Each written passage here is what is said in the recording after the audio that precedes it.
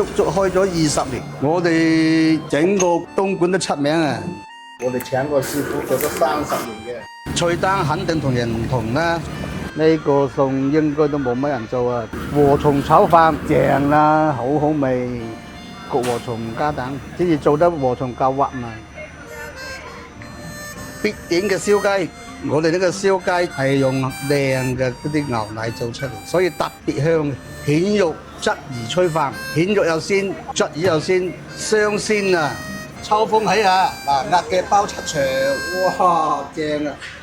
鴨嘅包。嗱，呢細細隻嘅正宗麻蝦仔，好遠地方呢個人過嚟揾食嘅，特別鮮甜同埋爽口。就係黃花梨臘味炊糯米飯，差啲雞質都做唔到呢個生滾扇雞啊！全部手工做㗎，請阿姨猜粉切粉，全部自己做。